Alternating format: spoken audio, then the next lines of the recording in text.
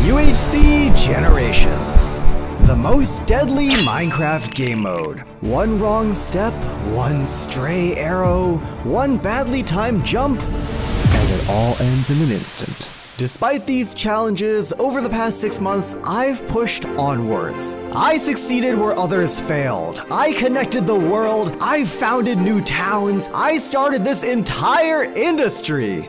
And yet, one challenge remains for me to conquer. One last hurdle between me and victory. Me and complete dominance. I took up my sword and my pearls. I traveled across faraway lands. I dug deep into the earth. And without further ado, here we are.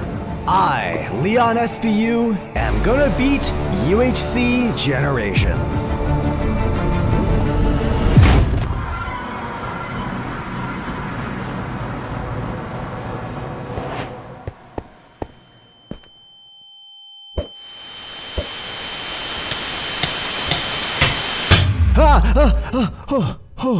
Man, what a weird dream. UHC Generations. A world of history, a world of legacy, and most importantly, a world that's been cherished and cared for by all of its inhabitants. Together, we've done a lot in this world. We've built on the shoulders of those who've come before us, and today, I want to return to a project that's very near and dear to my heart. Oh, also, I never really intended on fighting the Ender Dragon. I'm sure this is already quite obvious to some of you by now, but yeah, that was all a bit. A long multi-episode bit, but a bit nonetheless. A big joke. I do apologize to those of you out there who maybe got a little excited or maybe drew some fan art or anything like that, but yeah, that's not happening. I've still got the pearls in case a future generation wants to come on by and actually defeat the thing for real. So yeah, it'll happen one day, but I'm not gonna be the one to do it. It's no secret that I really like this place. It may not be the most important landmark or the most built-up piece of the world, but you know, this place is very special to me. As I'm sure most of you guys are aware by now, I've always really liked the kind of Wild Westy, you know, Badlandsy Western vibe, and I was very happy that UHC Generations kind of had that thing going on too. I mean, you know, Founders Town is built out of the side of a mesa cliff, and we've got all this desert and badlands and all these hot biomes nearby. It was really exciting to be able to kind of incorporate that kind of mythos into my videos, you know? Whether it's the music or the sound effects or just the style of builds that I end up making, I'm very heavily inspired by that kind of Wild West vibe. And some of you guys may know that I put out a video on Wild West builds not too long ago where I made quite a few new designs for these really cool kind of, you know, old-timey frontier town style buildings, 3 of which I want to bring into the UHC Generations world. Now don't worry you guys, they're not complete copies. I've made some big, meaningful improvements to these buildings. I had a lot more time this time around to really polish them and make them unique. I was in a bit of a rush with that previous video, and yeah, you can kind of tell. I want to take advantage of these large swaths of empty land surrounding the shallows here to put together a stables, a repair works, and last but definitely not least, a grain supply store with a grain silo. And I think that'll really even things out, you know? That's quite a lot of building for one episode. I'm sure you guys don't mind. And of course, I'll definitely be expanding this town in future videos. But for right now, I just want to focus on these 3 builds that I've got prepared for you guys. First things first, gotta sleep. Is going to be featuring several kind of enclosures for the horses to hang out in, as well as a large kind of open front courtyard right here where you can kind of, you know, hitch them to a post or bring them out for a little bit of, you know, riding around and stuff. And this build is going to be quite interesting because we're using a lot of different kinds of wood. I've been doing a whole lot of materials gathering. As you can see, we got tons of spruce, tons of jungle, and not very much acacia, tons of oak wood. I've been a busy guy. I've been working on this in between episodes. Kind of, you know, when I get bored of other projects and I just want to go, you know, break blocks for 2 hours, I'll just go do that. And that's been really nice. But more to the point, I do need to do a little bit more grinding before we can get this project off the ground. In particular, the mangrove situation is not looking so hot. Mangrove swamps are all very far away from here. I'm actually not even really sure where they would be. Maybe I found one sometime in the past. I don't remember. But I believe we've got enough resources and saplings over in Founders Town to do a quick little bit of tree planting and wood harvesting, so let me get on that real quick. Whoever says they like cutting down mangrove trees is lying. Wow, this is a pain. That took me a while, and I didn't get very much wood. I got, what? Yeah, look, 3 stacks of wood, and I got 6 stacks of mangrove roots. I don't need all that. I just want the log, but it's such a pain, like, jeez. Anyways, we'll leave our rapidly decomposing tree corpses back there in the space where I do all of my tree harvesting, and head on back to the, oh, hi, look at you. Hello, what are you doing over here? Psst, hey, if you see Quilby, tell him I said hi. Hope he's doing okay. Pass the message on, thank you. Anyways, let's build a stable.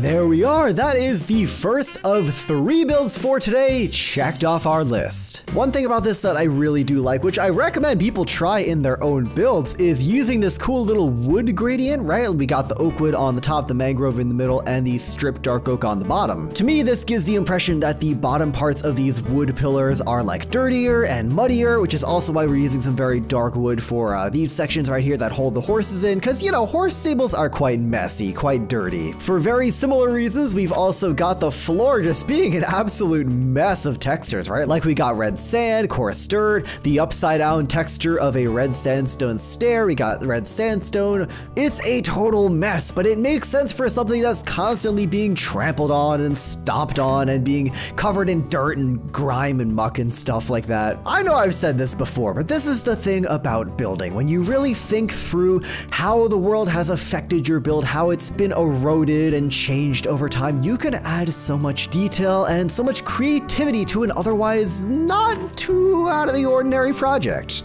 If I remember correctly, there is a diamond armor horse over in Founders Town. Aha, I knew you'd come in handy eventually. Do you have a name? No, you don't have a name, okay. Can I ride you? Oh, I can ride you, wow.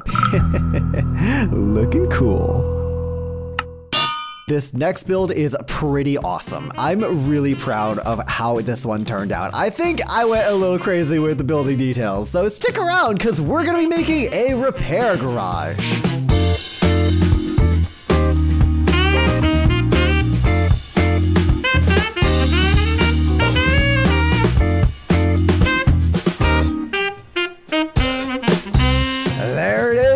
The old Fix-Ups Repair Garage. I love this thing. I know it's got a stupid, goofy, silly name, and it's kind of a stupid, goofy, silly build, but look at it. It's cool. It's like, it's got a lot of detail to it. Of course, I was going for some sort of like, you know, repair, mechanic, kind of industrial vibe here, and you know, it's a Wild West themed town, so we're not going to be working on cars or automobiles, but we can certainly have these big sliding wood doors, and we can have a cool little forge thing in the back, and we can have a place to do some metalworking, and we can have some spare iron lying around, and of course we can have a cool little tent addition built onto the side to act as kind of like a market stall area. I don't know, I'm just a big fan of this build. I thought it turned out super well. I mean, the detail in this place is crazy, right? Like we got the open ceilings here, so you know, fumes and smoke can escape out the top. We've got these beams for support to hold up these big roof things, and we got some barrels strapped down by minecart rails. I love this little trick. It really looks like they're kind of bolted down or secured so they don't go, you know, tumbling around or falling over or whatever. But the thing I'm most proud of in this build is actually the roof. In particular, the coloration on the roof. I feel like I put a lot of thought into this, and kind of picking up where we were talking about before from the stables, where I was talking about like how erosion and wear and tear really affects how you build things in Minecraft.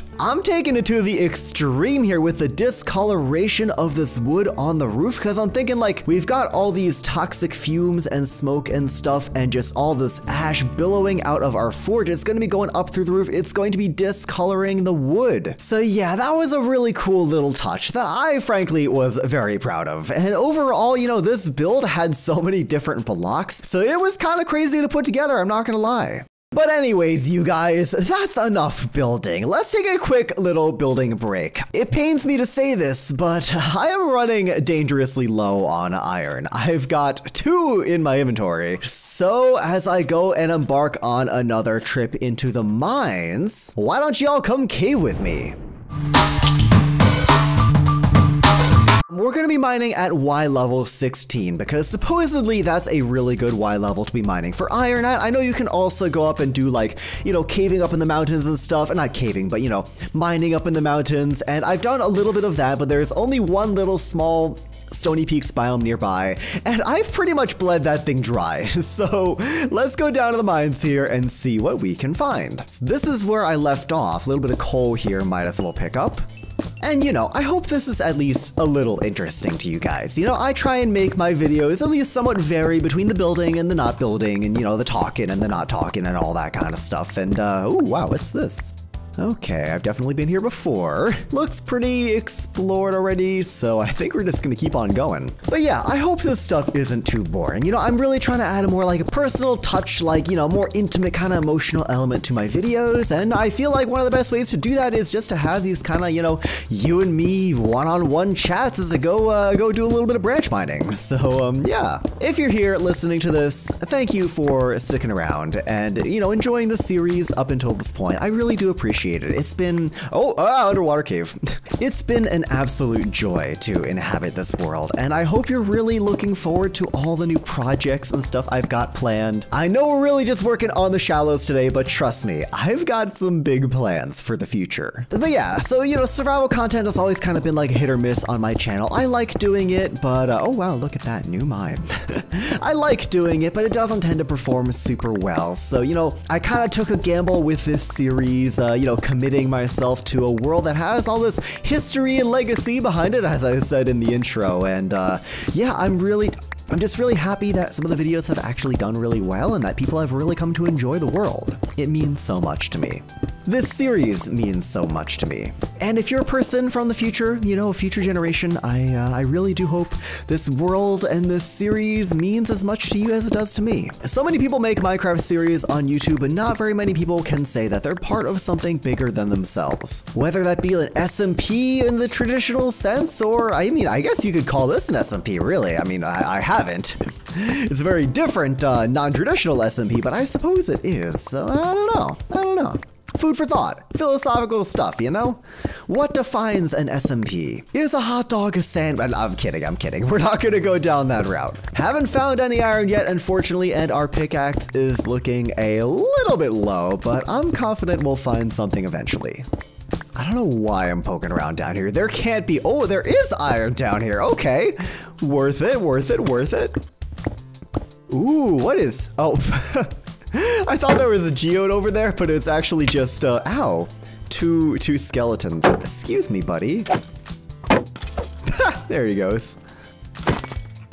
You ever think about how, like, if you were doing this in real life, the claustrophobia would be actually so insane? Like, I don't know about you guys, but I get decently claustrophobic. Like, it's not bad. I can be in an elevator, you know, I can be in some small spaces, but sometimes it just kind of really gets to me. I don't know, like, when I'm in just, like, unhealthily cramped spaces, like, you're seeing how many people you can fit in a car, in a tent or whatever. It's like that freaks me out, and I need to leave after like a few minutes at the most. So maybe this is a common thing, maybe this is just me, I'm not sure, but I really do feel like if I was doing this in real life, going through these crazy little, like, you know, tiny cheese caves or whatever they're called, I would be abjectly terrified. So speaking of abject terror, JK, there was no terror. There was just the shield. I've definitely been this way before, but I remember like not exploring it very well, so I'm sure there's more stuff around here, you know? Oh hey, like a mob spawner. That's something. Oh, get out of here. Yeah, that's something, all right. A brand new, fresh mob spawner. I don't think I've found something like this in UHC before. That's awesome. Like, look. They're loot and stuff. A cat music disc. Cool.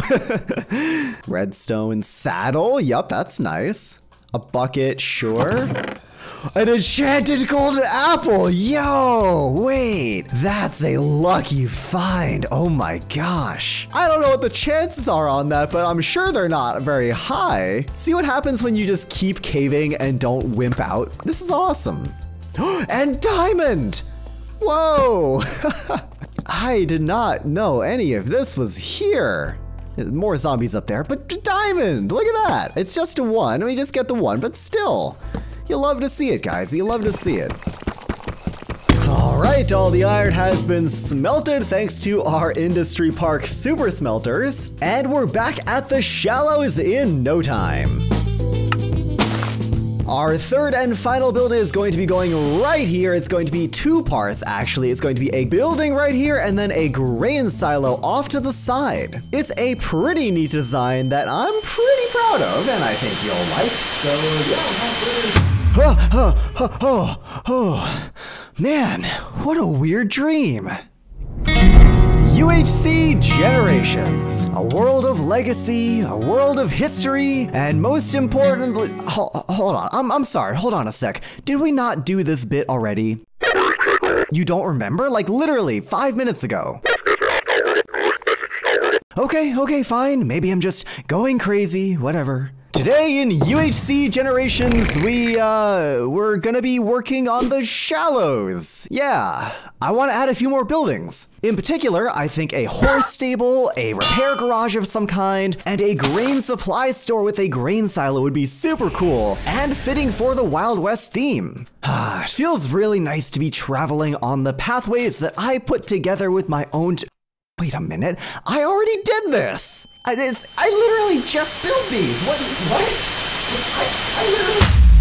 Welcome back to UHC Generations! Today we're gonna be digging a hole in the desert. Welcome back to UHC Generations! Today we're gonna be tossing our diamonds into lava. Welcome back to UHC Generations! Welcome back to UHC Welcome back to... I think I get it now. This world is tired of me, bored of me. I've been here a while now, and clearly, I'm not welcome here anymore.